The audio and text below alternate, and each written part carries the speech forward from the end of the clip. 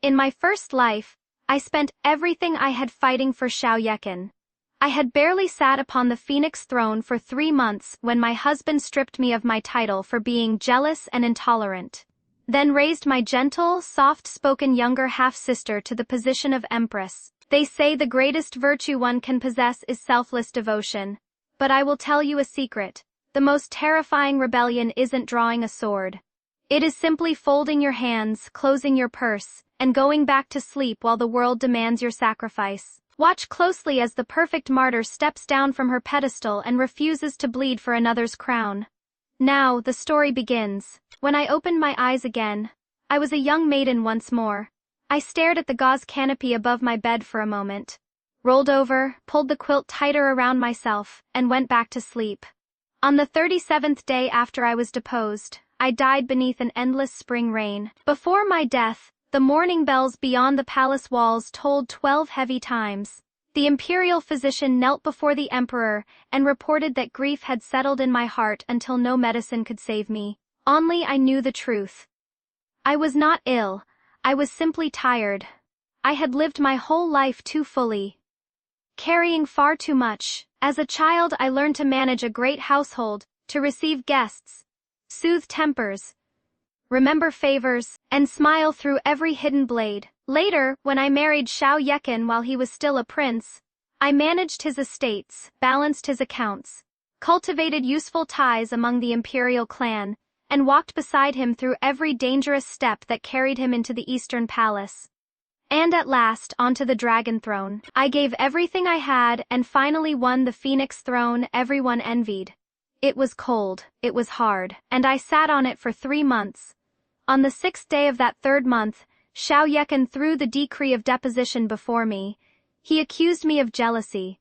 He said I could not tolerate my own sister. He said that as empress, I lacked the magnanimity expected of the mother of the realm. I stared at the decree for a long time without speaking. The name of the new empress was written plainly upon it. Zhang Wanru, me younger half-sister, the girl who had spent our youth coveting whatever I possessed and reaching for whatever I wanted. I looked up at Xiaoyekan.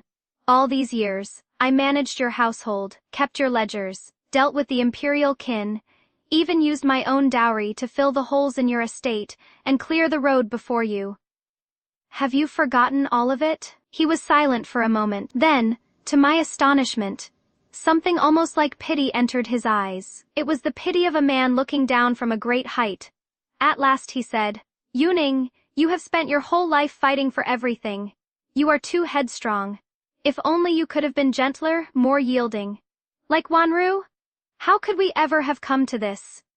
I laughed. The sound was so absurd that even I scarcely recognized it. So that was how it was. When he needed me to labor for him, scheme for him, and carry his burdens. My ability was called virtue. Once his throne was secure and he no longer needed me, that same ability became domineering ambition. Everything I had nearly bled myself dry to win for him had become evidence of my great sin, that I always had to compete. Outside the window, cold spring rain struck the broad leaves of the plantains. When I closed my eyes, only one thought remained. If I were ever given another life, I would fight for nothing. Young lady, you must wake. The master has already sent someone 3 times. If you stay in bed any longer, you truly will be late. My eyes flew open. Above me was not the cold ceiling of the deserted palace, where a deposed empress had been left to fade away. It was my old gauze canopy embroidered with magnolias. A tiny silver bell hung from one blue-green corner. Beyond the window, the first apricot blossoms had opened. The wind stirred the bell, and its faint chime sounded impossibly clear, impossibly alive. I stared upward for a long while, my fingers slowly tightening around the quilt. This was the western courtyard where I had lived before marriage. I looked down. There were no raised blue veins on my wrists, no signs of a body worn thin by illness and sorrow. My hands were slender and warm. Beside the bed lay a half-read copy of Lessons for Women, exactly where I had left it the night before. Nanny Sue continued anxiously from outside the door. Young lady, the fourth prince has already arrived in the front hall. The master said that even though today's gathering is only a family banquet, appearances still matter. You are to wear the lotus-colored dress when you receive the guests. The fourth prince, Xiao Yekin. My mind rang like a struck bell. The 18th day of the third month. In my first life, this had been the day I formally met him for the first time. Back then, I had begun choosing my clothes 3 days in advance. My mother had died early, and I had been terrified of committing some breach of etiquette. I had also feared being overshadowed by my younger half-sister. I fussed so much that I barely slept for several nights. For years afterward, I believed that day had marked the beginning of my glorious fate. Now I knew better. It had been the first step into a pit so deep I had spent a lifetime falling. The door opened a crack, and Nanny Sue peered inside. Without expression, I pulled the quilt up to my chin. I am not going. She froze. What? But the banquet. I rolled over and presented her with my back. For a long moment she seemed incapable of speech. She must have wondered whether I had been possessed or struck by fever. She hurried over and touched my forehead. You are not warm, young lady. Last night you were still saying you wanted to try on that new magnolia hairpin yourself. Eyes closed, I answered, in a lazy but certain voice. I do not want to anymore. I do not know the fourth prince, and from this day forward, I have no wish to know him. Then I buried my face in the pillow. Nanny Sue sucked in a sharp breath and stamped her foot. You must never let the master hear you say such a thing. I did not answer. A moment later came the sound of hurried footsteps retreating down the corridor. There was no need to guess where she was going. Sure enough, before a cup of tea could cool, my father Zhang Bojian arrived carrying enough anger to darken the room. The curtain was flung aside. Yuning. In my first life, I had feared that tone more than any rebuke. The instant my father's voice hardened, my heart would race and I would begin searching myself for whatever I must have done wrong.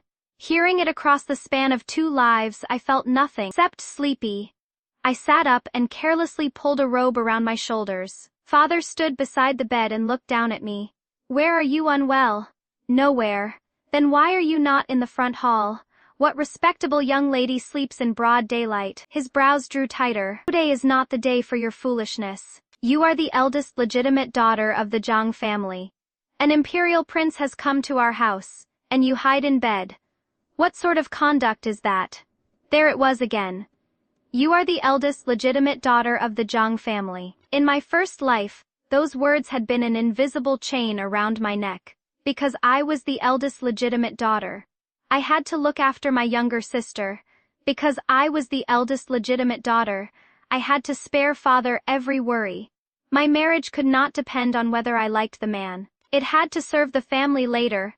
As a prince's wife, I had to be virtuous, dignified, patient, generous, endlessly tolerant. One title after another pressed down upon me until I had forgotten what Zhang Yuning herself wanted. I quietly studied my father, still vigorous and in the prime of his life. Isn't Wanru already in the front hall? He paused. She is she, and you are you. His Highness is willing to meet you. You will go when you are told. I am done competing.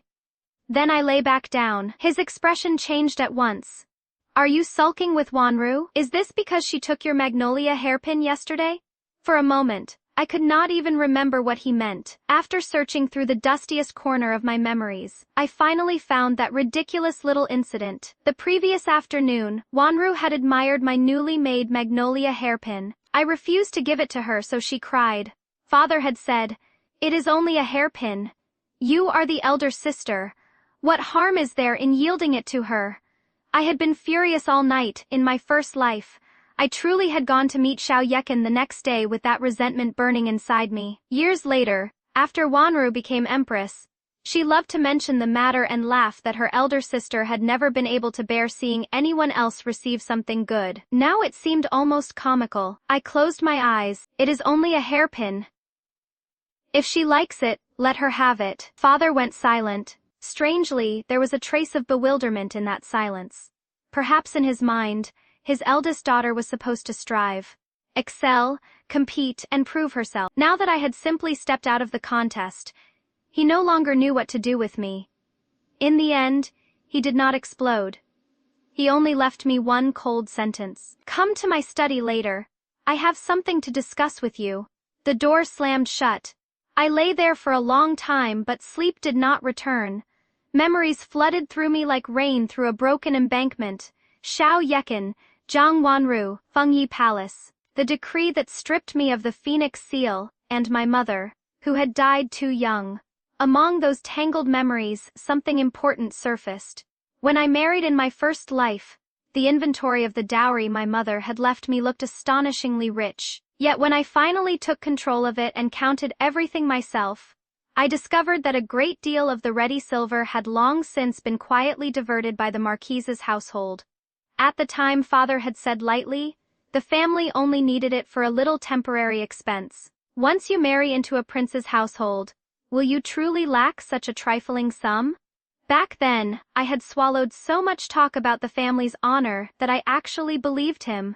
I even continued sending the income from several shops into the Zhang household. Later, whenever Xiao Yekan's residence lacked silver, I poured the rest of my dowry into his hands as well. My whole life, I used my own hard-earned wealth to keep other people's fortunes afloat. And when I was finally deposed and ground beneath their heels, the very people who had fed upon me could still point in my face and say, "You already had everything. Why were you never satisfied?" I sat bolt upright. "Nanny Sue," she hurried in. "Young lady, what is it? Where are the old account boxes mother left behind?" "In the old storehouse. Some of the ledgers have been managed by the master these past few years. Why do you suddenly ask?" I threw back the quilt and slipped into my shoes. "Bring them to me." She hurried to support me, baffled. "You are not sleeping anymore." I considered this gravely. "I will sleep after I finish the accounts." Xiao Yekan could go to hell for all I cared. I had no wish to become a miserable empress either. I had already died once. This time, at the very least, I intended to make sure that when I wanted to sleep, 7 camphorwood chests sat beneath a thick coat of dust in the old storehouse. Nanny Sue searched for ages before uncovering a blue lacquered account box in the deepest corner. Even the copper lock had turned green with age. I brushed away the dust and opened the first ledger. The paper had yellowed. My mother's neat, elegant hand still filled every page. The first entries showed ordinary income and expenses from farms and shops. Then I reached the 5th year. My hand stopped. One line of ink stared back at me. Borrowed from Lady Zhang's dowry. 30,000 taels of silver, temporarily used for household expenses. Beneath it was father's own signature and seal. I stared at the word borrowed for a long time, then laughed without mirth. So even father had known, at the beginning, was a loan. He had simply borrowed it for so long that everyone eventually forgot that borrowed silver was supposed to be repaid. I closed the ledger. "Nanny Sue, send for Manager Liu, and send word to father. I will not meet the 4th prince today under any circumstances, but I will be in his study this evening exactly as he asked." This time, I was not fighting for a man's favor. I was fighting for my 30,000 taels of very real silver. Manager Liu arrived sooner than I expected. He had entered the household as one of my mother's trusted attendants, and had spent years managing Songshui paper mill on my behalf. In my first life, I had not truly dealt with him until shortly before my marriage, when age had already bent his shoulders and silvered his hair. Seeing him now, still strong and bright-eyed, stirred an ache in me that belonged to another lifetime. He bowed respectfully from the other side of the screen. "Uncle Liu, there is no need for such ceremony," I said before I could stop myself. He visibly paused. That was what I had called him as a child. Later father scolded me. "You are no longer a little girl. There must be proper distance between mistress and servant." I had Nanny Sue pass him the old ledger. "Uncle Liu, I want to see the full shop ledgers for the past 5 years. His expression shifted. Why has the young lady suddenly taken an interest in such worldly things? I want to know exactly what cards I hold in my own hand. Seemed to have no idea what to say to that. Perhaps no gently raised noble daughter had ever spoken so plainly about money in his presence. I could not help finding it a little funny. "Do not worry, Uncle Liu. I am not planning to sell the paper mill and squander the proceeds. I simply want to know what belongs to me. From now on, I refuse to keep blind accounts of my own property." He considered me for a moment. Then he reached into his sleeve and drew out a heavy ring of keys. "If you truly wish to see, then you should." These estates were your mother's life's work. That one sentence made the bridge of my nose sting. In my first life, everyone had told me not to concern myself with such matters. Your father will manage these dirty, tiring affairs. Your husband will manage them. Once you enter the palace, the imperial household department will manage them. As though it were somehow unbecoming for a woman to know what she actually owned. Only at the very end did I understand the bitter joke. I had managed everything for everyone else, yet failed to manage my own escape route.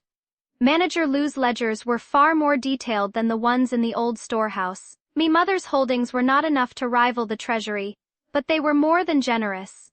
Song Shui Paper Mill, a bookshop in the western quarter, 2 fertile farms south of the capital, a 3-courtyard residence in the southern city, silver deposited with a money house, and several boxes of valuable jewelry.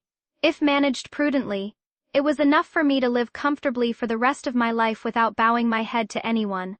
The more I counted, the happier I became. Now these were treasures worth having. What use was that wretched chair in Fengyi Palace? It made my back ache, kept me awake at night, and would not even let me take a peaceful afternoon nap. I was bent over the abacus when a maid called brightly from outside. "Second young lady is here." Jiang Wanru did not wait for permission. She lifted the curtain and walked straight in. She wore a goose-yellow spring robe. Her young face was round and lovely, with the unmistakable brightness of someone accustomed to being indulged. The sight of ledgers covering my table surprised her. "Sister, what are you doing?" "You're reading accounts." I did not look up. She came closer and laughed sweetly. "Haven't you always despised these vulgar things that smell of copper coins?" At last, I raised my eyes to her. She was right. When I was young, father had taught me to value lofty refinement, and I had considered money matters beneath me. I did not begin staying awake deep into the night learning accounts until after I married Xiao Yekin. Back then, he had casually praised me once for being clever. That was all it took. Like a moth throwing itself into a flame, I plunged into the work and tried to master every ledger under heaven. Looking back now, one cheap word of praise from a faithless man had cost me more than 10 years of labor and half my life. Wanru quickly lost interest in the books. She lifted a hand and deliberately touched the magnolia hairpin she had taken from me. "Why did you not come to the front hall today, sister? The 4th prince even asked after you." She paused, eyes gleaming. "Were you unwell?" "It is all right. I explained matters to His Highness for you." I said nothing, merely watched her as though waiting for the next scene of a play. At last she could not bear the silence. "Aren't you going to ask what I told him?" "Very well, what did you tell him?" Her eyes brightened as though she had finally found the weapon she wanted. "I said you had been so nervous about meeting His Highness at today's banquet that you barely slept last night.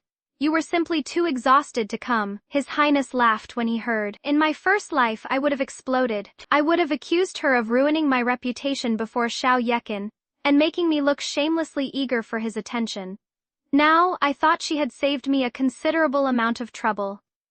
I nodded sincerely. "I see, thank you." Wanru waited, and waited, when nothing more came. "That is all? What else? Would you like a purse of silver for your trouble?" "You are not angry." She bit her lip, then drew her final blade. "I also played the chin for the 4th prince at the waterside pavilion today. He praised me before everyone. He said I played beautifully." My answer was distracted. The beads of my abacus clattered beneath my fingers. That silenced her completely. Her face slowly flushed red. I almost laughed. In our first life, the two of us had fought inside this vast household for years. Much of her pleasure had come from seeing me angry, jealous, or miserable. Now that I refused to take the bait, she did not even know where to place her victory. It was like striking silk with a clenched fist. After a long pause, she asked unwillingly, "Sister, do you truly not like the 4th prince?" I considered the question. "I simply do not wish to marry him." She stared at me. There was suspicion in her eyes, calculation, and beneath both, a feverish hope she could not conceal. "If you truly do not want him, then it would not trouble you if I liked him, would it?" For the first time, I saw the young Jiang Wanru clearly. She was not yet the composed, artful empress I remembered. At this age she liked what she liked and reached openly for what she wanted. I lowered my head and turned another page of the ledger. "It does not trouble me. Whom you like is your affair. So long as you do not use my silver to court him, I will wish you 100 years of harmony with whomever you marry. Wanru left wearing an expression so complicated it almost deserved its own poem. She was probably trying to decide what sort of trap I was laying. I, meanwhile, had found something among the old books far more interesting than Xiao Yekan. A rotten account Songshu paper mill's recorded profits had fallen year after year, yet its shipment records showed no matching decline in the amount of paper sold. I followed the trail and discovered several large sums that had never entered my private accounts at all. They had been transferred directly into the general accounts of the Marquise's household. I pointed to the missing entries. Father took these directly. Manager Lu sighed. The master said the ancestral hall needed repairs. Later, silver was taken for the eldest young master's studies and tutor, and again for the old madam's birthday feast. If the money was taken, why is there no record of any of it in the ledgers kept in my storehouse? He hesitated. The accountants serving the master sent only a vague yearly summary. You were young, I suppose they felt.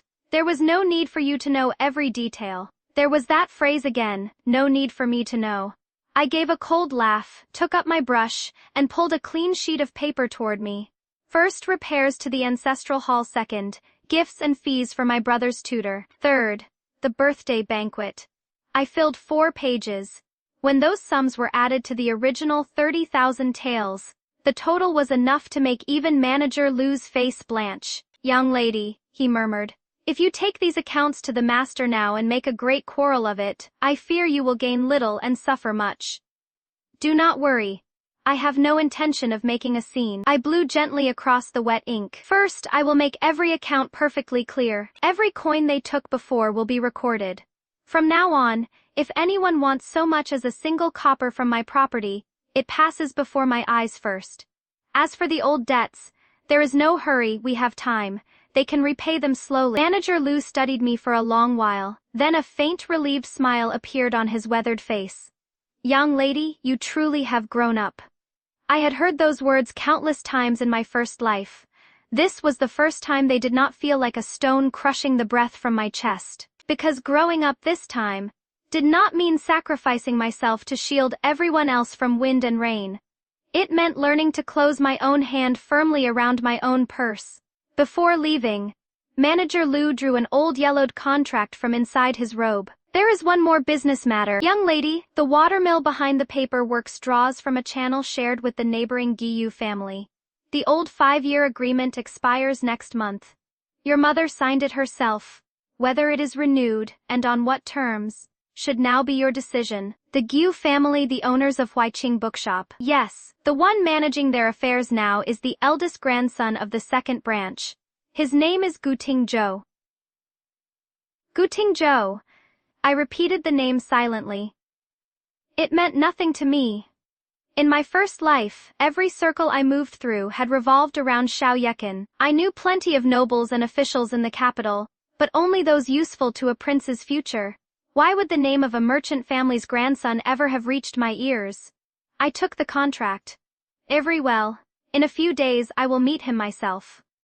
That evening, I went to father's study as promised. Fine agarwood incense burned inside. The moment I entered, father struck first. Before the 4th prince left today, he asked after you again. Yuning, you are no longer a child. A marriage involving the imperial family is not something to trifle with. Father, I did not come tonight to discuss the 4th prince. I pushed the thick pages of copied accounts across the desk. I came to discuss this silver. Father looked down, as he read, his face darkened line by line watching him. I felt lighter than I had in years. In my first life, my mind had been full of whether Xiao Yekan liked me, and whether Wanru had stolen attention that should have been mine. No, I finally understood how weightless such things were. Love, admiration, favor, jealousy, wind and mist. Silver written in black ink on white paper was another matter entirely. Father finished reading and snapped. Who gave you permission to investigate these old accounts?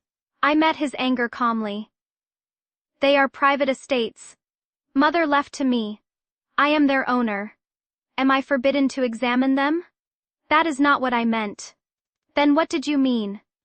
I looked directly into his eyes. He had probably never imagined that I would question him in such a tone. Before, one crease between his brows would have sent me scrambling to explain myself. This time, I said nothing more. The room grew so still that the bubbling of the kettle sounded loud. At last, father sighed heavily. Yuning, it is not as though I spent the money on some wicked indulgence. The ancestral hall is the dignity of the Zhang clan. Your brother's education will benefit you too once you marry, and your grandmother's birthday feast concerned the honor of the entire household. We are one family. Why must you count every coin so coldly? The words were painfully familiar, and suddenly I understood something cruel. Father did not believe he had done anything wrong. He truly believed a family's wealth belonged in one great common pool. It was simply that whenever someone had to be drained for the sake of that pool, the first choice was always the sensible eldest daughter. I never said the family could not borrow, I replied, straightening my back. But if it is a loan, then call it a loan and record it clearly. When will it be repaid? How will it be repaid? Everyone ought to know. His brows knotted as though I had insulted our ancestors. You are a daughter of this house. Do you truly fear your own flesh and blood will steal your silver? This is not about fear. It is about distinction. If you borrowed 3,000 taels from a colleague today, no matter how close the friendship, you would still write an acknowledgement of debt. Why does taking 30,000 from your own daughter require nothing but the words "we are family" before the debt vanishes? His face turned livid. What insolent nonsense is this? Ordinary sense. I did not lose my temper. My eyes did not redden. I did not tremble with hurt as I once would have done. I simply stated the matter as coldly as it stood. For the first time, I realized I no longer wished to yield. Not one step, father struck the desk with his palm. Yuning, you have always been the most sensible child. I smiled faintly and cut him off. Father, when you say sensible, do you simply mean that my things are easiest to take, and my grievances cost the least? He stared at me, struck silent. I drew another document from my sleeve. I am not demanding that the household repay all the old silver at once. 3 years, 5 years, I can allow either. But from this day forward, the shops and farms mother left me will no longer be folded into the marquise's general accounts.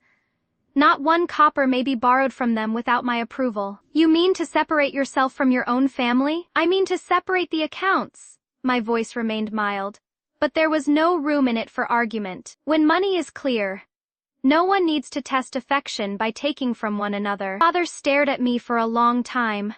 Perhaps he knew he had no just answer. Perhaps he simply realized I would not bend. At last he seized his brush and wrote beneath the copied accounts. The Zhang household has borrowed silver from Lady Zhang's dowry. Then he signed his name with such force that the brush nearly tore the paper. I looked at the word borrowed. Something that had rested on my heart for more than 10 years seemed to fall away. Not because the silver had returned to my hands that instant. Because someone had finally admitted that it had been mine to begin with. For the next several days, I buried myself in old ledgers. Once the household accounts were in order, I took Manager Liu to Songshui paper mill in the southern outskirts. We had scarcely entered the yard when voices rose ahead of us. The watermill belongs to the Jiu family this afternoon. The old contract says so in plain ink. Then came a young man's voice, calm and unhurried. Then ask Manager Liu to bring the contract, and we will read it word by word. If I have remembered wrongly, I will yield. If I have not, I would ask the Zhang side not to turn an old agreement into a new rule, merely because the owner has never come here in person. I stopped near the doorway. The man inside was tall.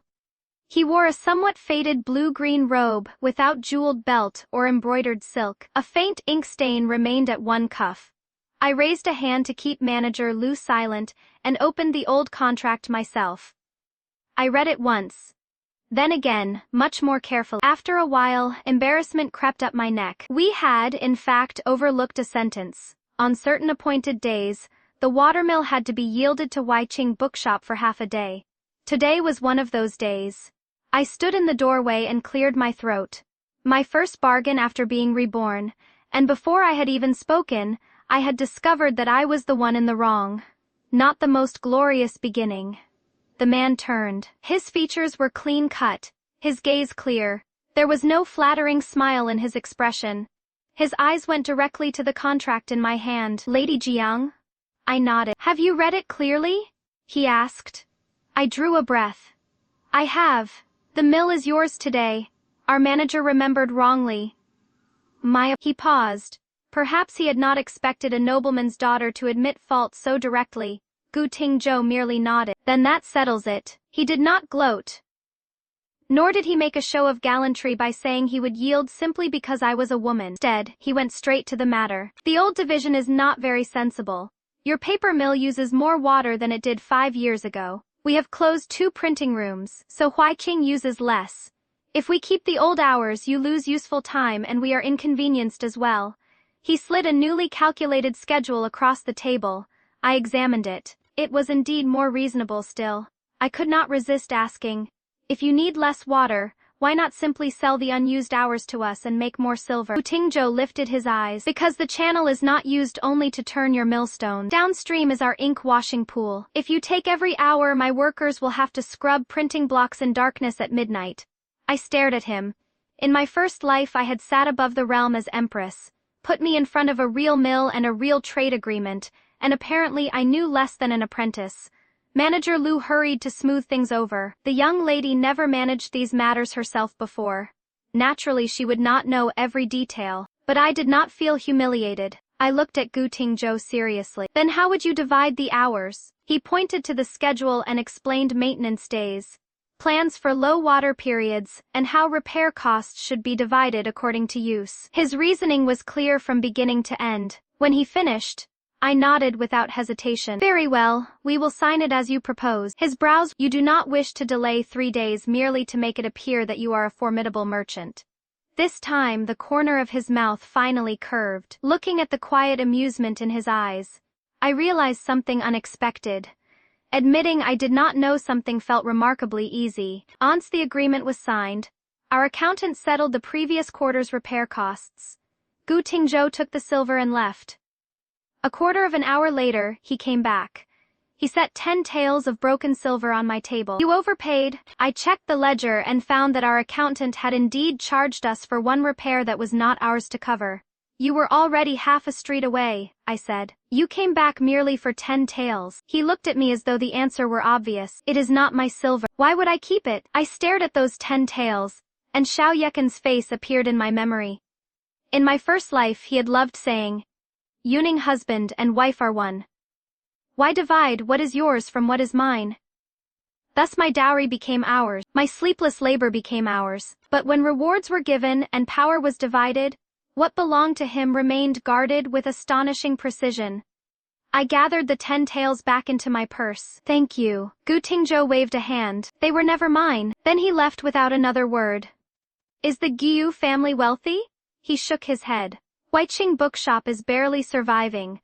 The elders want young Master Guyu to close it and return home to prepare for the imperial examinations. He refuses. I hear the family has cut off his monthly allowance to force him to submit. A man short of money, perhaps uncertain how he would pay for food the next month, had still refused to keep a single coin that was not his. It was a small thing. Yet it settled somewhere inside me like a seed. A few days later, father summoned me to the study again. On his table sat an exquisite brocade box. Inside was an extremely rare collection of poems. A unique surviving copy. I recognized the cover at once. In my first life, it had been the first gift Xiao Yekan ever gave me. I had been so delighted that I scarcely slept for half a month. Later, when fire broke out in the prince's residence, I abandoned jewels and clothing and risked everything to carry that book out. Later still, after I was deposed, palace servants threw my belongings into the corridor. The book fell into muddy rainwater, and I, stripped of title and dignity, crouched there wiping the mud from its pages with my own hands. Now I looked at it and felt nothing but stillness. Send it back, father. I closed the lid. He looked up sharply. Yuning, how long do you mean to carry on with this tantrum? I do not wish to marry him. What has that to do with a tantrum? His face darkened. Who said you are marrying him tomorrow? Both families merely have the intention. If you refuse even ordinary exchanges of courtesy, what future do you expect to have? Then let there be no such future. Zhang Yuning! For the first time he shouted my full name. Marriage is not yours alone to decide. You are the legitimate daughter of the Zhang family. Your marriage concerns the rise and fall of this entire house. I listened quietly. In my first life he had taught me the same lesson until I believed it with all my heart. I had even taken pride in being needed by the family and rushed willingly toward that bottomless pit. Now I asked only one thing. And what of my wishes, if my marriage concerns the rise and fall of the Jiang family? Does my own life concern anyone at all? Silence swallowed the room. For perhaps the first time father truly heard the question. After a long while, he looked away. You are young. There are many things you do not understand. Your father would never harm you. I nodded, unwilling to argue in circles. I know you mean to protect the Marquise's house, but my answer remains the same. I will not marry him. Outside the study, I met Zhang Wanru beneath the covered corridor. She had clearly heard enough through the wall. Her eyes shone as she lowered her voice. Sister, did you truly tell father you do not want to marry the fourth prince? This is not some trick to test me. You are not pretending to retreat so that he will pursue you. I stopped, Wanru. I will never again wager my marriage merely to make someone else suffer. Her expression shifted. She could not possibly understand how much blood and grief lived inside the words never again. So I told her plainly, if you like him, then win him with your own ability. She stared at me. And if I truly do, then he is yours. You will not regret it. I remembered the endless cold rain outside the palace where I had died. She did not know that if she truly took Xiao Yekin and that whole cursed tangle off my hands, I might have burned incense in gratitude every new year. My first direct confrontation with Xiao Yekin came at a spring banquet later that year. I had escaped to the rockery in the rear garden to inspect sample sheets newly delivered by the mill. Xiao Yekin slipped away from the crowd and intercepted me beside the waterside pavilion. The young man before me looked very different from the cold-shadowed emperor in my memories. His features were gentle. His bearing was cultivated. He wore refinement like a flawless robe, Lady Jiang. He smiled mildly. Did you dislike the book I sent you? I gave him a distant curtsy. It was a fine book, Your Highness, but one should not accept a reward one has not earned. He paused, apparently deciding that jealousy must be the answer. It was only a book.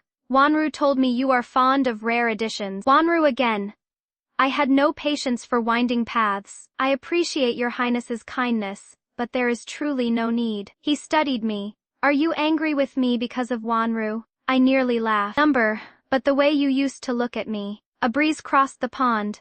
Begonia petals scattered over the water. Everything around us went strangely still. Xiao Yekin clearly had not expected such a blunt answer. After a long moment, he found his voice. When did I say I meant to marry you? Then we are in perfect agreement. The tightness between my brows vanished. Even the air seemed fresher. Father told me the elders of both families had such an intention. I am simply making my own position clear today. I do not consent. I also hope your highness will send no more gifts. He stared at me, and a small crack appeared in the polished mask. If this is not because of Wanru, then why? There is no grand reason. I simply do not choose your highness. His voice cooled. Does Lady Jiang believe there is some deficiency in me? That was the part he truly could not understand. How could anyone refuse him when he had displayed no obvious fault? Xiao Yekin had always been proud beyond measure. He believed that if he was accomplished enough, every woman beneath heaven should be ready to cast herself into fire for him. If someone walked away, the failing must belong to her. I had no desire to explain myself. Your highness may be excellent. Excellence does not oblige me to marry you. I curtsied and left.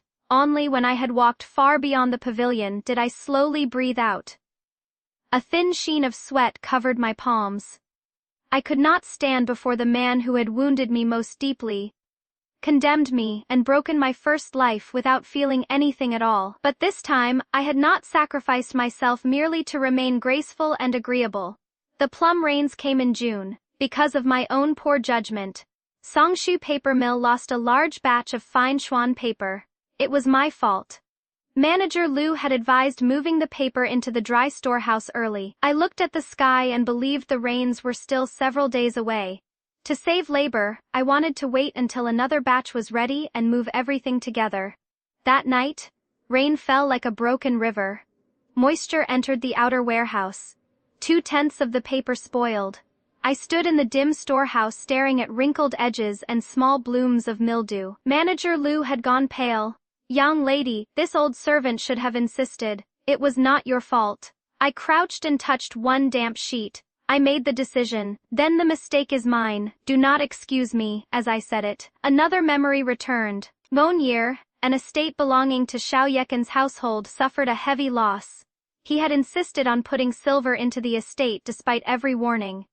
Yet when the books turned ugly and his advisors questioned the matter, he looked at me before everyone and said, "Was this estate not under your management? How did such a serious failure occur?"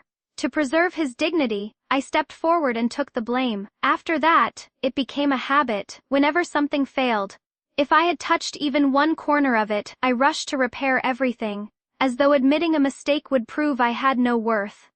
No, I understood. A mistake was a mistake. One could admit it without the heavens collapsing. "Can any of this still be used?" I asked. Manager Lou shook his head repeatedly. "Not as fine paper. Even the bookshops will reject damp sheets. The ink will bleed." While we worried, a clear voice came from outside. "Cut it down and make account books." Gu Tingzhou stepped through the doorway. He had apparently been working near the watermill. His sleeves were rolled carelessly to his elbows. He lifted a damaged sheet toward the light. "Only the edges are wrinkled. The center is sound. Cut the sheets smaller, press them flat, and make copybooks for beginners or ledgers for shops. That will do perfectly well." My eyes brightened. "If I sell it cheaply, can you still make anything?" "Not much. But a small profit is better than watching you burn the entire lot. Huiqing happens to need cheap paper. Sell this batch to me at 3/10 of the usual price. I will have it bound. We both lose less." The heaviness in my chest vanished. Done, thank you." That afternoon we sorted paper in the warehouse until darkness fell. By the time we finished, I dropped onto the dusty threshold and no longer had the strength to move a finger. Gu Tingzhou appeared with 2 sesame flatbreads and handed one to me. Mine was cold and hard enough to threaten a tooth. I ate it as though it had come from an imperial feast. When hunger is fierce enough, almost anything tastes divine. He sat beside me. "Lady Zhang, how large do you want Songshui paper mill to become?" I stopped chewing. "What? You have spent nearly every day here for months." I had never lacked ambition in my first life. As a girl, I wanted to become the perfect mistress of a great household. Then I wanted to manage Xiao Yekin's estates perfectly. Then I wanted to secure his place in the Eastern Palace and become a virtuous empress whose name would survive in history. Not one of those ambitions had truly been mine. They had been jeweled whips driving me forward. Gu Tingzhou's question left me silent for a long time. At last I took another bite of cold bread. "I do not know for now. I suppose I would like not to lose money." I expected him to laugh at my lack of vision. Instead, he nodded seriously. "That is good." I looked at him in surprise. "You do not think I lack ambition. Most people in trade want their business to grow and their coffers to overflow. Other people are other people. If you do not want it larger, then do not make it larger." He looked into the darkening yard. "Being able to protect the few coins already in your hand puts you ahead of most people in this world." He said it so naturally that I had no answer. Across 2 lifetimes, no one had ever told me that merely avoiding ruin could be good enough. I lowered my head and continued eating the hard flatbread. Something inside my chest that had been clenched for years quietly loosened. News of the loss eventually reached the Marquise's household. Me third aunt laughed pointedly in grandmother's courtyard. "A young lady who has never done business should leave a paper mill to its managers. Why insist on meddling? Now she has lost both the grain and the sack." The old me would have burned to prove her wrong. I might even have poured more silver into expansion just to silence everyone. Instead, I went home and worked the abacus until dawn. The next morning I ordered the mill's most consistently unprofitable line of dyed writing paper closed. Manager Lu looked pained. "Young lady, colored stationery was your mother's favorite craft. It has always been one of Songshui's signatures. It earns only 300 taels in an entire year while taking up our 2 largest dye rooms and a great deal of labor. Close it." I set down my brush. "Sentiment does not fill a rice bowl. If we have idle silver in the future, we may revive it for pleasure, not now." A month later, the losses stopped. There was no astonishing rise, no miracle that turned a failing mill into the richest concern in the capital overnight. We simply stopped losing money. Looking at black figures instead of red ones in the ledger gave me more solid satisfaction than becoming empress ever had. I began to understand that peace and freedom did not mean throwing up one's hands and doing nothing. They meant being able to decide what was worth doing, how far was far enough, and when I was allowed to stop. By high summer, the proposed marriage between Jiang Wanru and Xiao Yekin had begun to take shape. Father still felt that giving a prince a daughter born of a concubine was beneath the dignity of the marquise's house. But Xiao Yekin appeared fond of her, and the imperial family offered no objection. The day the news arrived, Wanru came to me first. Her eyes shone with the same triumph she had worn as a child.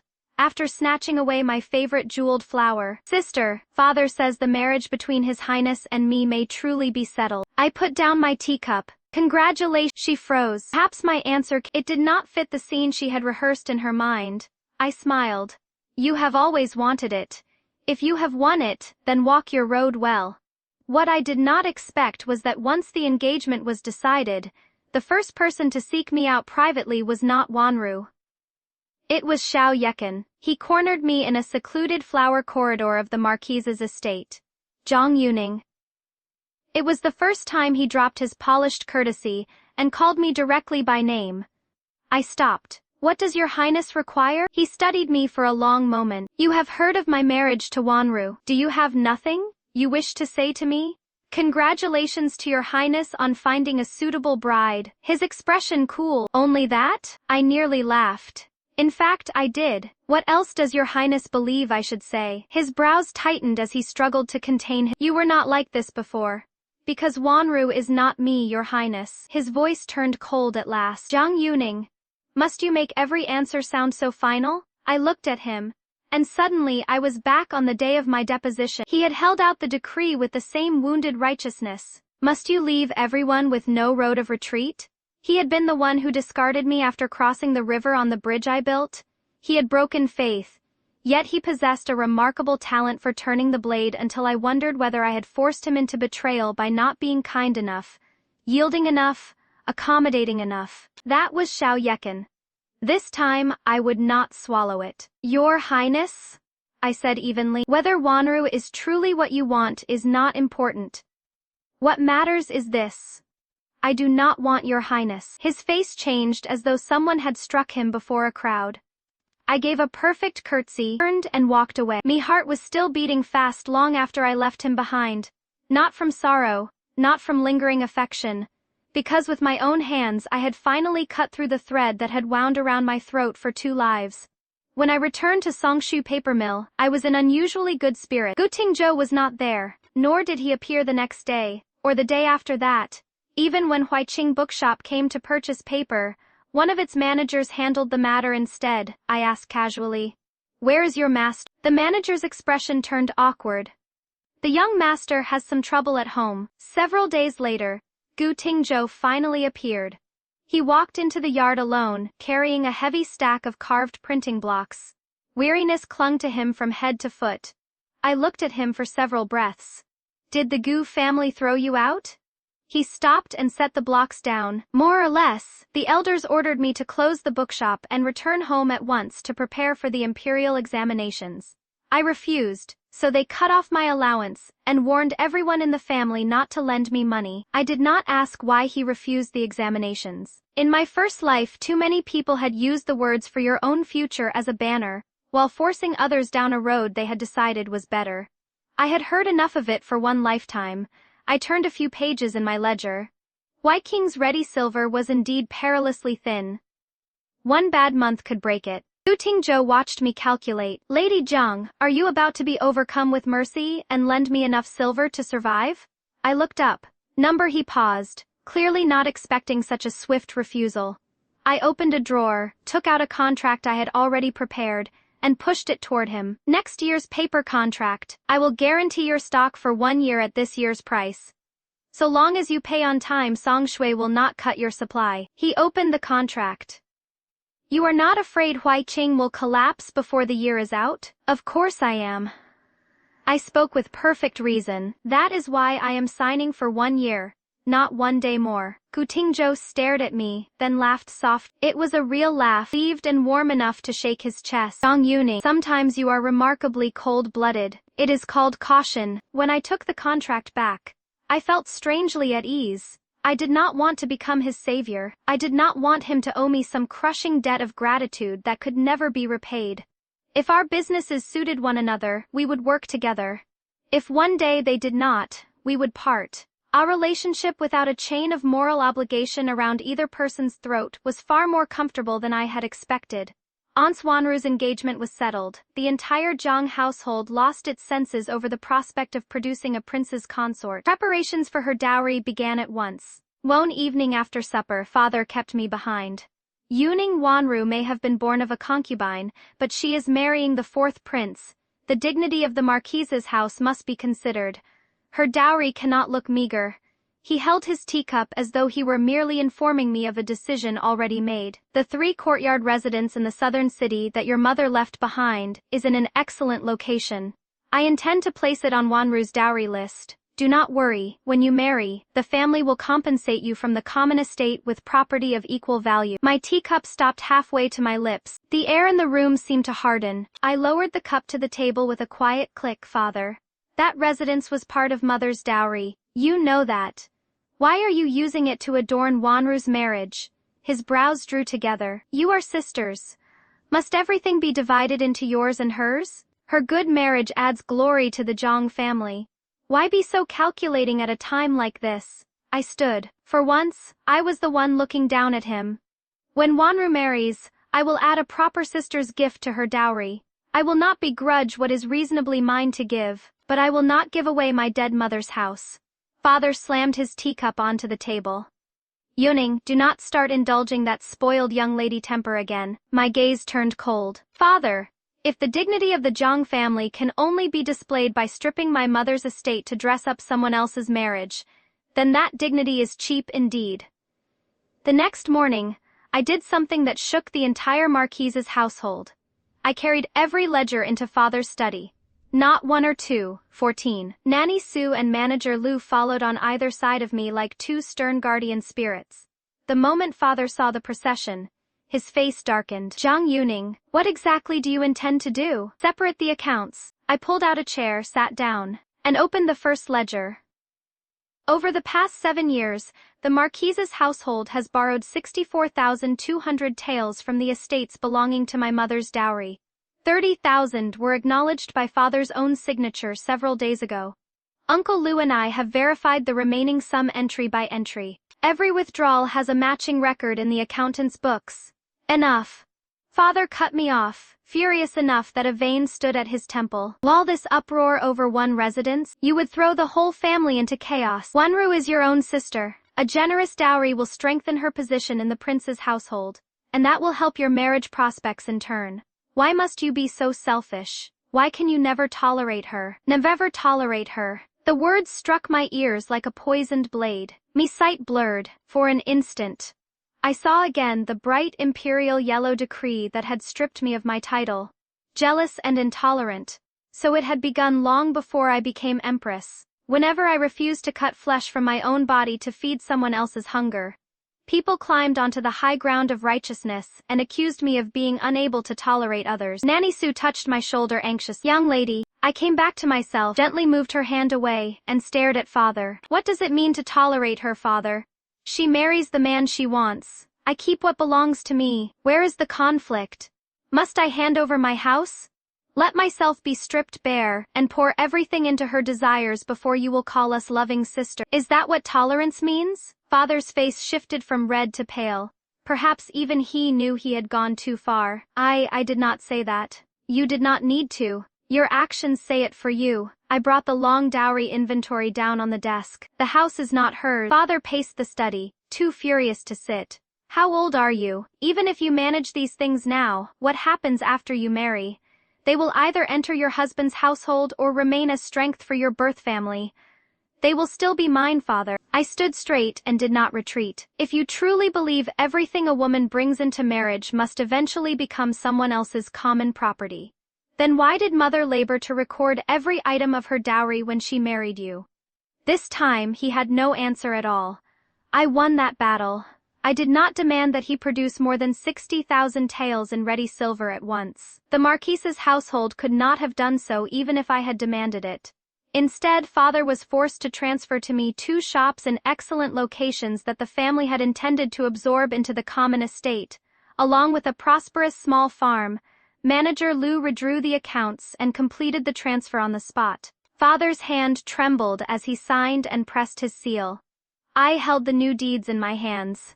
There was no blazing triumph in me, only exhaustion, old and deep enough to reach the bone. It turned out that drawing a boundary against a close relative who had grown accustomed to feeding upon you was 100 times harder than telling Xiao Yekan, "I will not marry you." When I left the study, I did not return to my own courtyard. For some reason, my feet turned on their own. By the time I noticed where I was going, I stood outside Huaiqing bookshop. Gu Tingzhou was balancing accounts in the rear room. He looked up when I entered. The moment he saw my face, his brows knit. "You look terrible today." My voice sounded rough. He did not ask what had happened. "Sit there. There are many customers in front today. It is quiet in the back. No one will trouble you." That was all. He did not ask who had wronged me. He did not flare with righteous anger and offer to fight anyone on my behalf. He did not pry into the whole story and then sit in judgment over whether I had behaved correctly. He simply gave me a place where no one would disturb me. I sat by the window and watched dead leaves drift outside. My nose stung. For a moment I wanted desperately to cry. No tears came. I picked up an old book lying open on the table and stared at one page for so long that I still could not have told anyone what a single line said. After the time it took an incense stick to burn, Gu Tingzhou came over, placed a cup of hot tea beside my hand, and turned to leave. I called after him, "Gu Tingzhou, why are you not asking anything?" He stopped and looked back. His voice was gentle, but steady. "If you wish to speak, you will speak. If you do not, questioning you will only make you more tired of me." Then he lifted the curtain and returned to the front shop. I stared at the steam rising from the tea. In that quiet rear room, I understood something clearly for the first time. Being cared for did not mean someone had to force his way into your life beneath the banner of doing what was best for you. It did not mean he had to tear open your wounds so he could inspect them. Nor did it mean he stood above you and took control of every problem, because he believed you incapable of handling your own affairs. Sometimes support was simply this: when you were exhausted beyond words, someone left you a quiet seat, set hot tea beside you, and let you know that here, at least, you were safe. After that, I visited Huaiqing bookshop more and more often. Sometimes I went to discuss business. Sometimes we checked accounts together. Sometimes I sat by that window and did absolutely nothing for an entire afternoon. 3 quiet months passed. Then one day on the road home, the realization struck me so suddenly that I felt as though I had awakened from a dream. When something happened now, the first place I wanted to go was no longer the courtyard where I had grown up. It was Gu Tingzhou's bookshop. The discovery frightened me. In my first life, I had learned too well what happened when a person placed heart, future, and survival entirely in someone else's hands. So I fled from the feeling. The next day I did not go. On the 3rd day, I forced myself to remain at the paper mill with my ledgers. On the 4th afternoon, Gu Tingzhou came to Songshui himself. His first words were, "Are you ill?" I avoided his eyes. "Then why have you not come for 4 days?" My mouth opened. No answer came. What was I supposed to say? "Because I am afraid I am beginning to care for you."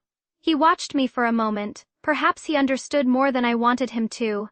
At last he said lightly, "Never mind, if it is not a matter of business, I will not ask."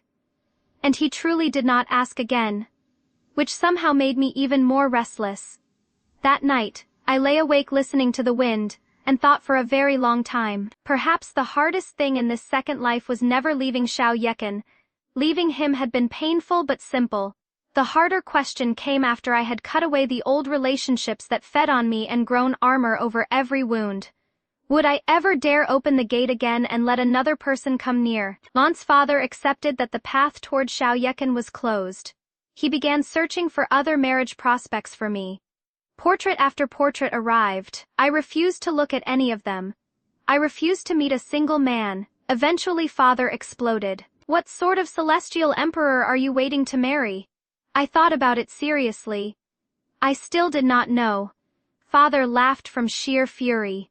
Do you intend to remain an old maid for the rest of your life? Never marry at all? If I never meet someone I truly wish to marry, then yes. I looked at him calmly. I have farms. I have shops. I can feed myself. He stared at me as though madness had taken human form. In my first life, I married too young. Everyone around me insisted that a woman must eventually find a household to belong to. I paid for the truth with my life. Marrying the wrong person was 10,000 times worse than having no husband at all. Somehow, word of my refusal soon reached Gu Tingzhou. Then he stopped coming to Songshui. For half a month, he avoided even 2 important paper contracts between our businesses and sent his managers in his place. At last I had enough. I stormed into Huiqing bookshop. Gu Tingzhou sat in the back room carving a fresh printing block. When I swept inside, his knife stopped. What brings proprietor Zhang here in person today? Are you avoiding me? I went straight to the point. These are routine contracts. A manager can discuss them perfectly well. He lowered his eyes. Rubbish. I strode to the table and planted both hands upon it. Why did you handle every one of these routine contracts yourself before? Gu Tingzhou. If you do not want to see me, say so. Do not hide behind business. He set down the carving knife. After a long silence, he sighed. Your family has been pressing marriage proposals on you lately, and your relationship with them is already strained because of the property dispute. If I continue appearing beside you so often, people may decide you refuse those marriages because of me. It could damage your reputation and give your father another weapon to use against you. I understood at once. A cold laugh escaped me. So in your great mercy, you made the decision for me. You decided keeping your distance would be better for me. He said nothing. That was answer enough. I was furious enough to overturn the table. Do you not despise your own elders for arranging your life without your consent? Yet the moment it concerns me, you begin chanting the same old spell. I am doing this for your own good? His expression changed. Did you think I might seize you as some convenient shield against my family's marriage plan? You could have told me your concern. I am capable of deciding what I think. Is that what you call respecting me? My breath came hard, my eyes burned.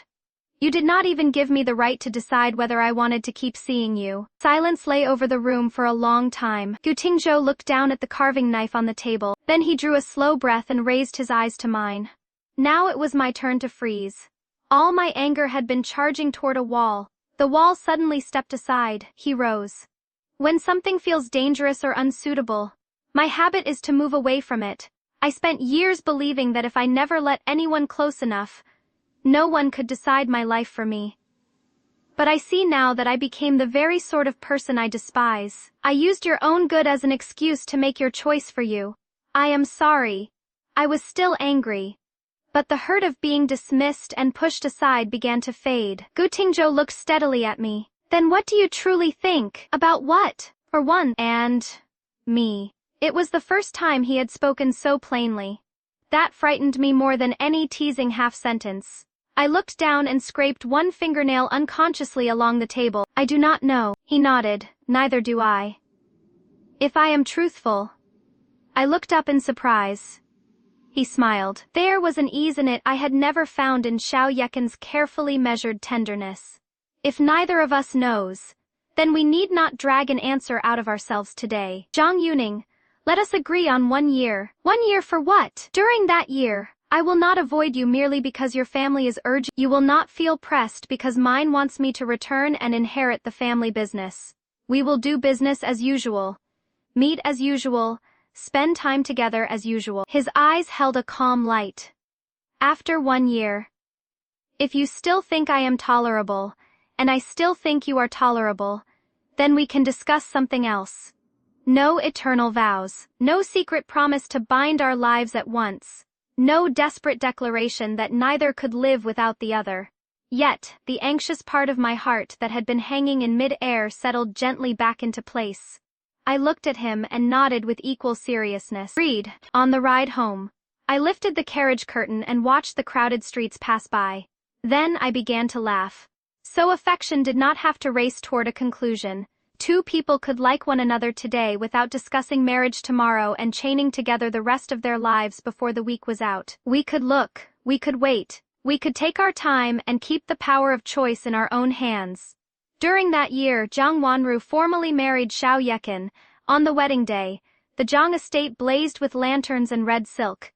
The celebration was as loud as New Year. Wanru passed before me in a brilliant crimson bridal robe, surrounded by attendants.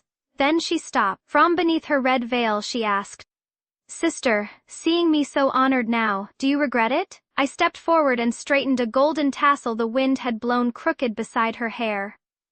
She studied me through the veil. At last, through clenched teeth, she asked, "What if I live better than you one day?" I smiled without bitterness. "Then you will have done well. Good for you." I meant it. If she lived happily, no flesh would fall from my bones. There were countless roads beneath heaven. We could each cross our own narrow bridge and leave the other to hers. I did not expect that only 3 months after the wedding, one of her trusted attendants would come looking for me. The message was brief. "Her Highness asks the eldest young lady to visit the prince's residence and help with a matter." When Wanru came to see me in ordinary dress, she had visibly lost weight. Shadows beneath her eyes could not be hidden even with powder. She brought 4 thick ledgers. "Sister, look at these for me." His Highness gave me his private estates to manage, but the accounts are chaos. I cannot make sense of them. I turned only 2 pages before I recognized the tricks. Several of the prince's most profitable farms had deliberately muddled accounts. The stewards were plainly working together to deceive their mistress. In my first life, after marrying Xiao Yekin, it had taken me 6 months to untangle that same mess and remove the worst of those servants. I worked until I nearly collapsed. Then Xiao Yekin held my hand and said tenderly, "Yuning, with you beside me, I have nothing to worry about." For that cheap little assurance that I was needed, I spent more than 10 years worrying on his behalf. In the end, it cost me my life. "I will not go." I closed the ledger and pushed it back. Wanru's face stiffened. "Why, you always managed accounts in the Marquise's house. Help me put the rules in order, and afterward I can manage them myself. Because it is your prince's household, your accounts." I looked at her. "If I sort them this time, what happens next time? If something goes wrong, whose responsibility will it be?" I pulled out a sheet of paper and quickly wrote 3 names. "Master Lin is excellent at uncovering fraud in old accounts, but he charges dearly. Manager Qian is ruthless about imposing new rules, but his temper is poor and he will contradict his masters. The third man is cheaper, but you will have to supervise him every day. Choose one. That is all the help I can give." Wanru stared at the paper without taking it. Her eyes reddened quickly. "Sister, do you still hate me? Do you hate me for taking the marriage that should have been yours? Is that why you want to watch me fail?" I stared at her. Had I hated her once? Of course. I hated her schemes. I hated father's favoritism. I hated fate for seeming so unfair. But in this second life, my days were full. I had ledgers to read and shops to inspect. I had arguments with Gu Tingzhou, followed by the awkward work of making peace. I had a life that belonged to me and was often quite pleasant. Somehow I had not seriously hated Wanru in a very long time. "I do not hate you," I said truthfully. "I am simply not idle enough to spend my days hating other people anymore." She froze, tears clinging to her lashes. Perhaps being ignored was harder for her to understand than being hated. I smiled faintly. "Wanru, you chose your husband with every art you possessed. Whatever this life gives you, bitter fruit or sweet, you must taste it yourself and learn from it yourself. I do not have enough strength to stand beneath your whole life and catch it whenever it falls." She lowered her head and finally clutched the paper with the 3 names. Before leaving, she stopped with her back to me. "Actually, His Highness treats me well, but sometimes I am very tired. He likes me sensible. He likes that I do not fight or demand. He likes me gentle and obedient. When I am wronged in that household, I do not even know whether I should tell him." My fingers slowly stilled against the table. For one sharp moment, I saw my former self in her. I had traded competence and sacrifice for Xiao Yekin's need. She was trading obedience and endurance for Xiao Yekin's affection. We had looked like opposites. We had fought until neither of us could see clearly. Yet both of us had been doing the same sad thing, straining with all our strength to become the kind of tool a man would be pleased to keep. If you wish to tell him, then tell him. I watched her back. Her voice trembled. And if I do, and he thinks I am no longer sensible, what if he stops liking me? Then sooner or later, you need to know that truth. There was no kindness in dressing it up. You must discover whether he loves you, or whether he loves the perfect clay doll who can be hurt 100 times, and still never tells him no. She stood motionless for a long time. Then she left with unsteady steps. The next time I saw Xiao Yekin was at a small banquet for women of the imperial clan and allied houses. He was married now. His bearing had grown steadier, more commanding. As he passed me, he dismissed the attendants and spoke in a low voice. I heard Wanru came to you recently. You refused to help her and only gave her the names of several accountants? Yes. I did not even lift my eyes from my tea. He smiled with the old self-assurance of a man convinced he had seen through everything. Yuning, you once hated leaving matters to other people. You always insisted on doing everything yourself. I was foolish then. My answer was mild.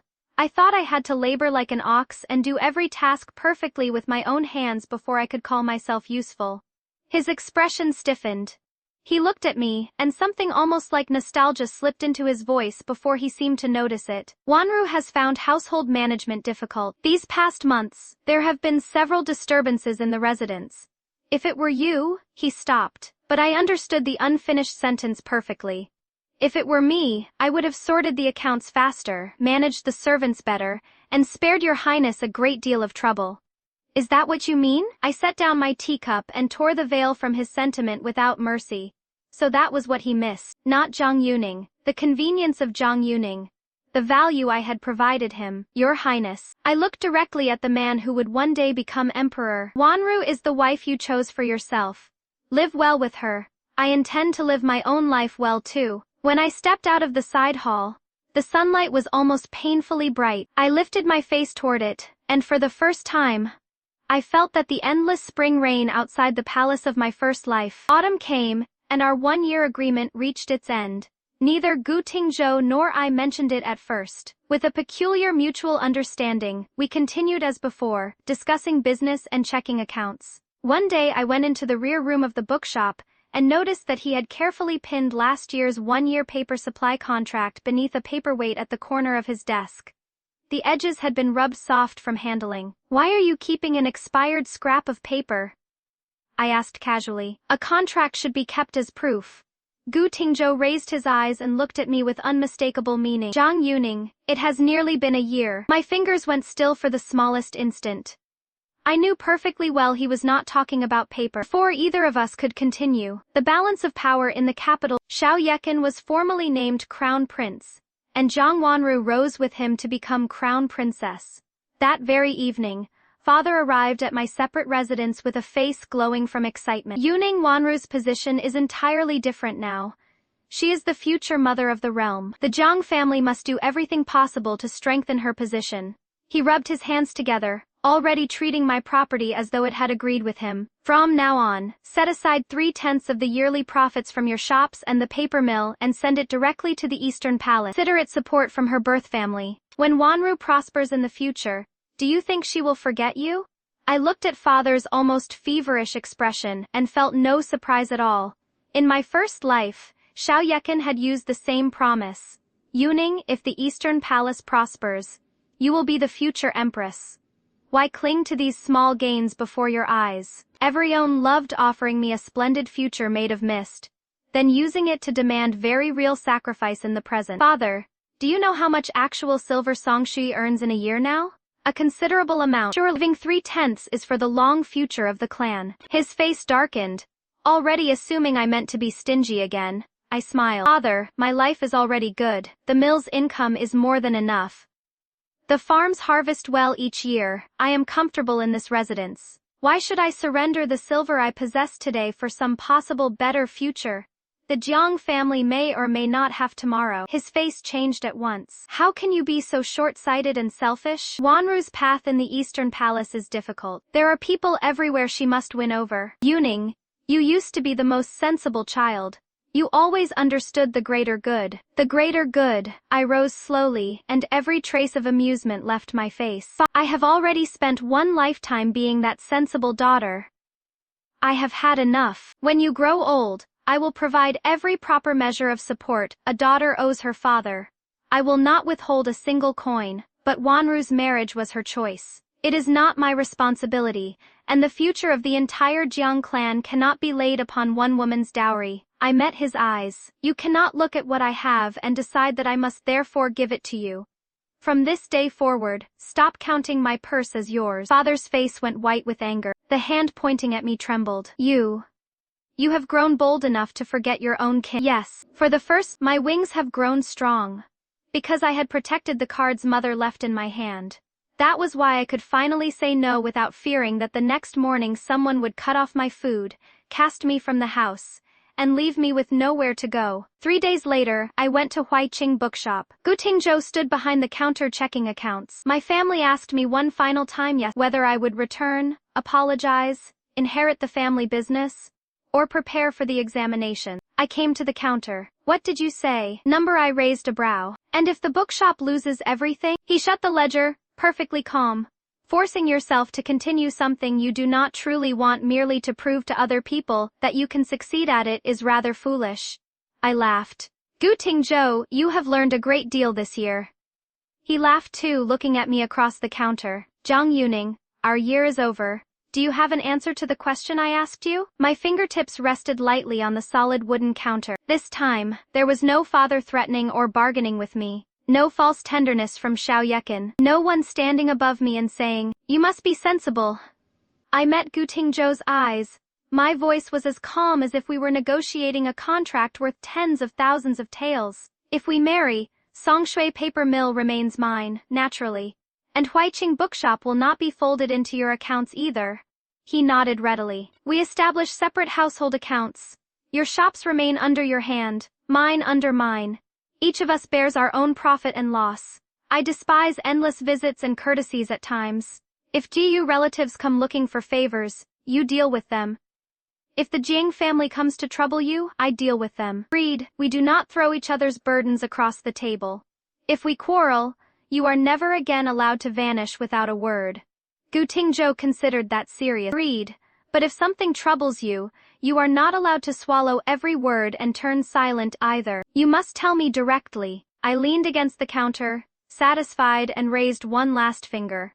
And the most important condition, when I sleep in the afternoon, even if the sky falls, you do not wake me. Gu Tingzhou stared at me for a long moment, then he laughed soft, his eyes full of helpless fondness. Proprietor Zhang, that is the easiest condition of all.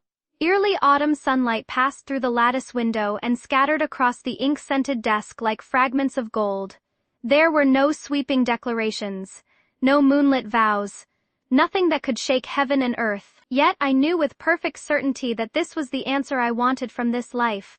I did not need Gu Tingzhou to arrive as some legendary hero and rescue me from the world. I only thought that if, through the long decades ahead, there could be one person who sat beside a window with me while we each tended our own work, speaking sometimes, arguing sometimes, and discussing trouble when it came, that would be more than enough.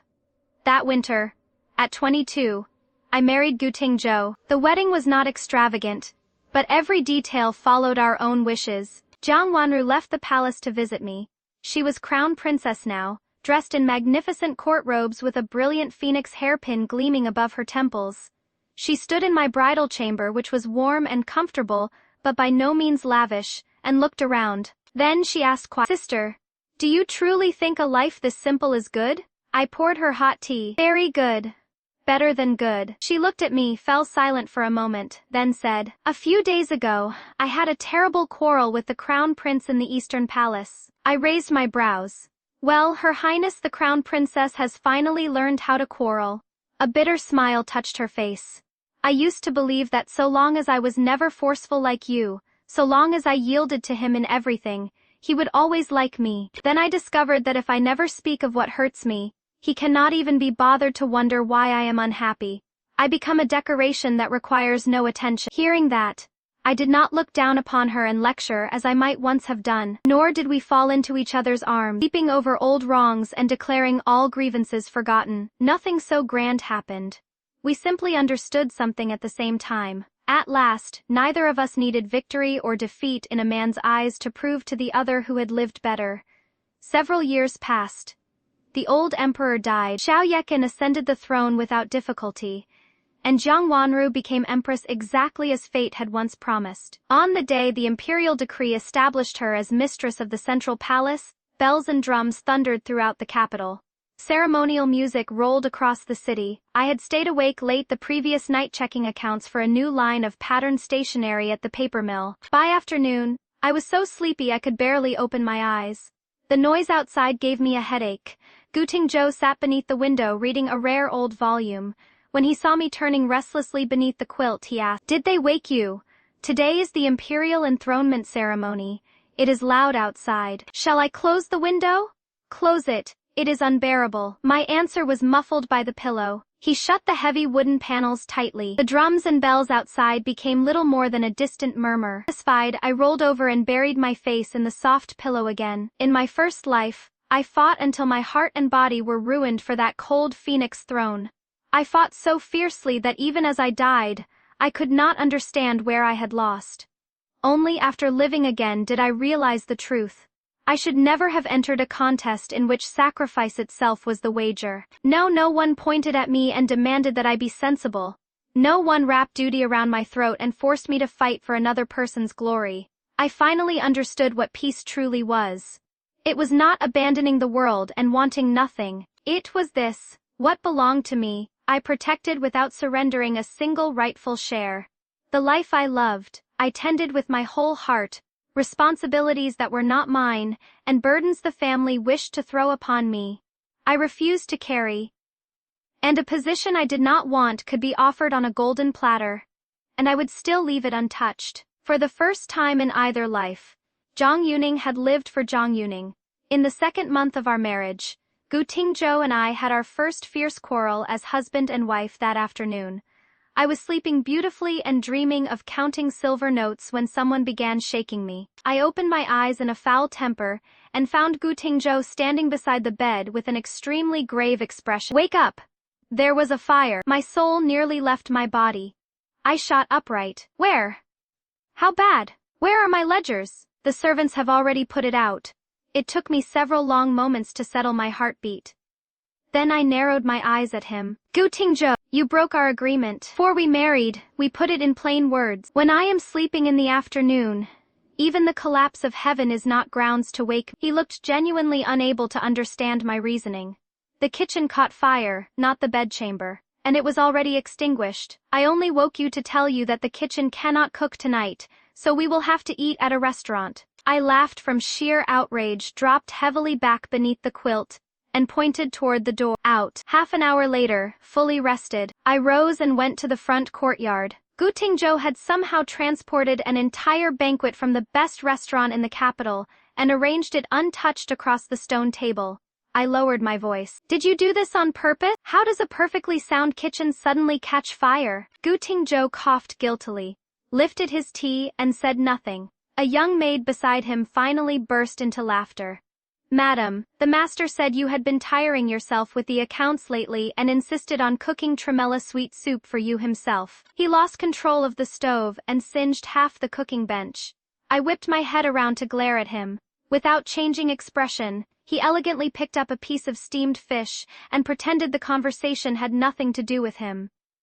That evening, when I returned to our room, a bowl of perfectly cooked tremella soup sat on the table. He had clearly purchased it somewhere else. I drank a large mouthful and sighed in satisfaction. Then I warned him solemnly. "Next time the kitchen catches fire, if it has already been extinguished, do not wake me, but if the flames grow large enough to reach the courtyard, answer carefully. Do you save me first, or my ledgers?" Gu Tingzhou did not hesitate. "You, of course." I nodded without expression. "Wise answer if you save the ledgers first.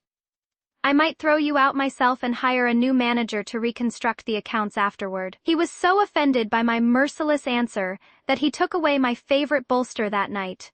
I chased him halfway across the courtyard with my robe thrown over my shoulders.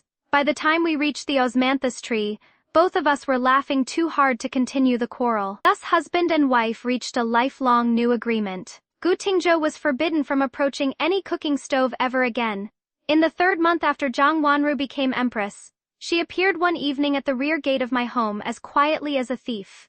She wore none of the elaborate heavy robes of court and had brought only 2 trusted palace women. I was in the courtyard with my sleeves rolled up, sorting a fresh delivery of radishes.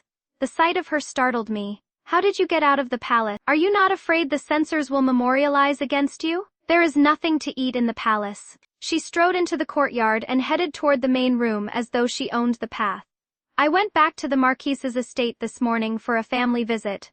I had not been seated for half an hour before father gave me 6 different requests. 6.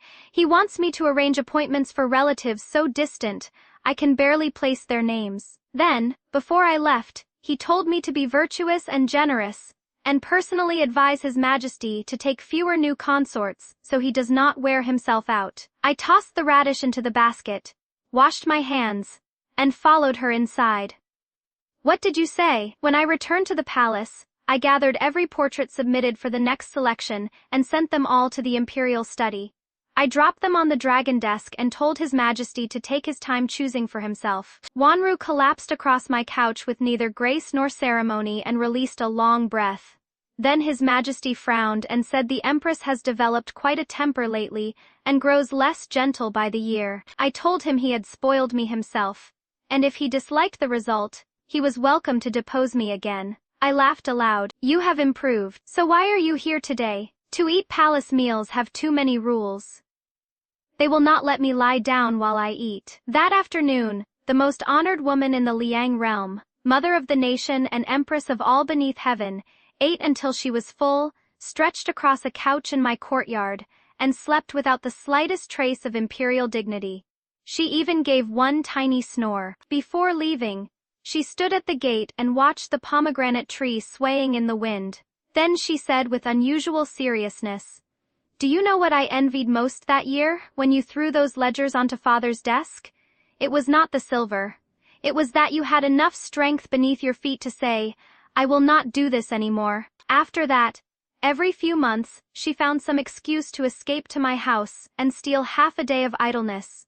Father and outsiders, knowing nothing, assumed the sisters had finally forgotten every old grievance and grown inseparable. Only I knew the truth. She was not coming to see me. She was hiding from the Eastern Palace and later the Imperial Palace and from the crushing weight that lived there. When father was 62, the Marquise's estate began repairing its roof. He complained constantly about the noise. Then he twisted his back. With great ceremony, he moved into my home to recover. On the first morning, he discovered that I did not rise until well after the morning hour had begun and thundered through the courtyard about my lack of discipline. On the second day, he discovered that his son-in-law Gu Tingzhou was not particularly diligent in the mornings either, and did not stroll toward the bookshop until well into the afternoon watch. On the 3rd day, a dispute broke out over an irrigation channel, near the Shen family's estate south of the capital. Father instinctively put on the grand airs of a marquis and began ordering me to intervene. Gu Tingzhou answered with perfect courtesy and very little softness. One should not meddle in duties that are not one's own. Father-in-law, there is no need to reach across another man's table for his work. Father was so angry that he refused his midday meal, but that afternoon, when I woke from my nap refreshed and cheerful, I found him stretched on a bamboo chair beneath the covered corridor. A blanket lay over him. He was fast asleep. Once his back recovered, father moved home. From then on, I heard. He rested for half an hour every afternoon without fail. Aunt's 3rd, uncle rushed to see him about some urgent clan matter. A servant of the Marquise's house did not even lift his eyelids before replying. 3rd master, please return later. The old Marquis is taking his afternoon rest. His lordship said that even if the sky falls, it may wait until he wakes. When manager Lu repeated the story to me, I collapsed over the shop counter and laughed until tears ran from my eyes. Father never became a perfectly reasonable man. Zhang Wanru did not become free of worry merely because she wore the phoenix crown. Gu Tingzhou could still infuriate me over some stubborn little matter from time to time. But where beneath heaven does a flawless life exist? This was already very good. As the years passed, all of us learned, little by little, when to yield and when to release an old obsession. The mortal world remained noisy, imperfect, crowded with smoke from kitchens and dust from roads. If it became too tiring, then perhaps the wisest thing was simply to close one's eyes and sleep soundly for a while. After all, not everything in life must be settled this very moment. Wake first, deal with it afterward. There is more time than fear would have you believe. Ah, my friends. Let us talk about the most insidious trap ever laid for the capable, the curse of being sensible. In her first life, she believed that if she poured enough of her own blood, sweat, and silver into the foundation of someone else's empire, she would be cherished. She managed the ledgers, swallowed the grievances, and smoothed the path for a thankless family and a faithless husband. But as she learned at the cost of her life, the world is remarkably cruel. When they need your labor, they call it virtue. The moment your usefulness ends, they call your competence a suffocating ambition.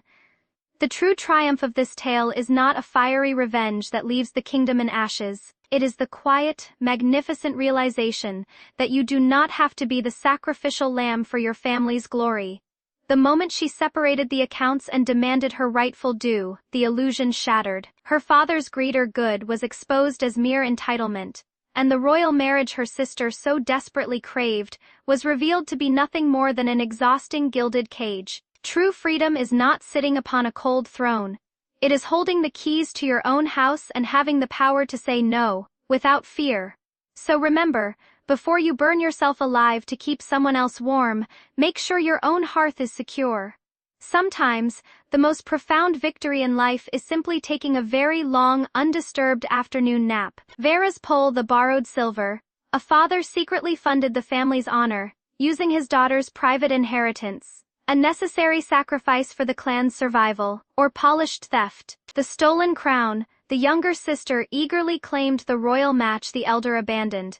The ultimate prize, or a beautiful prison she must now endure alone. The 1-year pact, agreeing to delay all marriage talk for an entire year simply to share a quiet room without expectations. A foolish waste of youth, or the truest foundation for a lasting partnership. The separate accounts, demanding that even in marriage, every shop and coin remain strictly divided, coldly calculating.